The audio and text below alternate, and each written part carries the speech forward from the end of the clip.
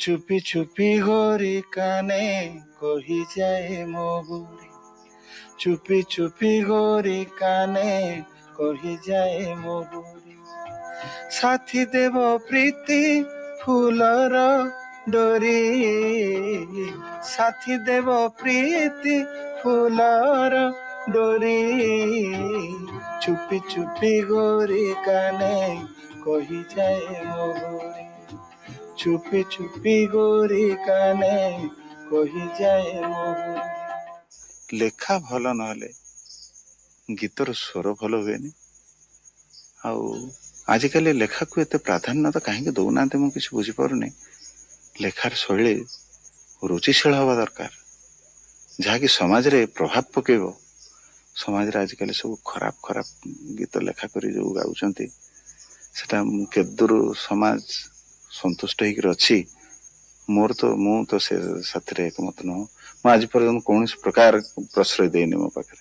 जितन पट्टनायक आउ किछि गीत आपण स्वर करथिले? हाँ से प्रणव बाबू प्रणव गाइथिला प्रणव पट्टनायक गाइथिला पुणी से श्रावण पुणी से श्रावण रे अनेक मेघर आयोजन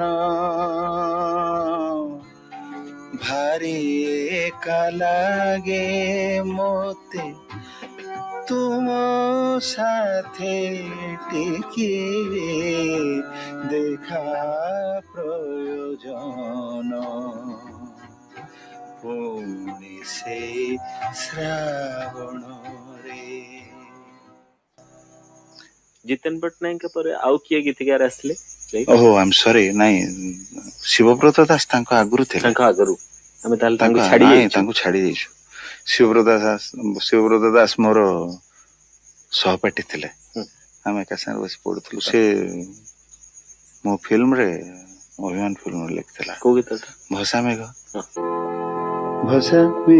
मुझे भासी जाए दूरे नील आकाश रे नाची मो झुमेरे निमाई महांती गोटाए जुगर नुआकिरी आरंभ होला से हला तांकर सहज सरल भाषा रे अति गभीरतम सब भावना दे जो लेखा अति सुंदर शैली लेखा।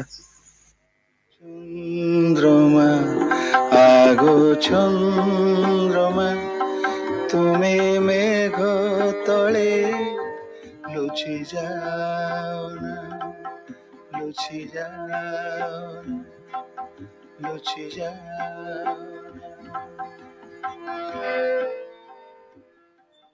तांकरी रचनार आउ गोटे से सागर गंगार गीत आपन को गाई सुनुछि।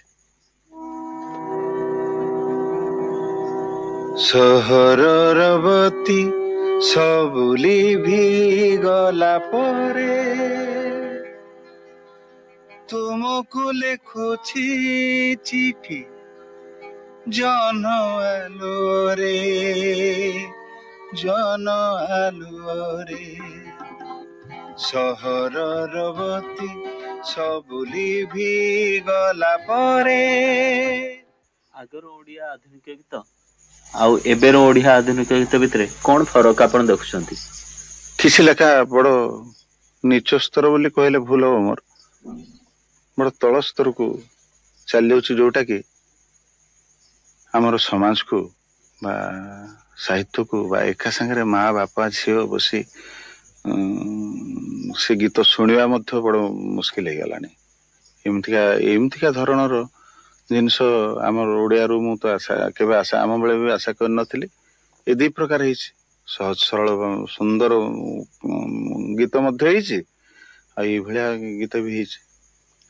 तबे मोर समस्त को अनुरोध अंतत ए प्रकार गीत बा ए प्रकार स्वर ढंग सब आम समाज को न देले भल। मोते नाची नाची डाके मोते ନିଜସ୍ୱ ପ୍ରତିଭାର ଆଲୋକରେ ସେ ସଙ୍ଗୀତାକାଶରେ ସୃଷ୍ଟି କରିଛନ୍ତି ଅନେକ ତାରକା।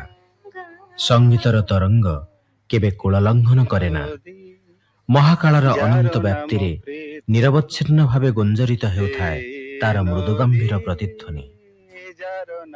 ସଙ୍ଗୀତ ଜଗତରେ ଅନନ୍ୟ କୃତିତ୍ୱ ଅର୍ଜନ କରିଥିବା ସେହି ଅମର ବିନ୍ଧାଣୀ ଶ୍ରୀ ରାଧାକୃଷ୍ଣ ଭଞ୍ଜ ନିଜର ଅବିରାମ ଗତିରେ ସୃଷ୍ଟି କରି ଚାଲିଛନ୍ତି ସଙ୍ଗୀତ କଳାର ଅଭିନବ ଆଲେଖ୍ୟ, ଯାହା ଆଗାମୀ ଅନେକ ଯୁଗ ପାଇଁ ସୃଷ୍ଟି କରିବ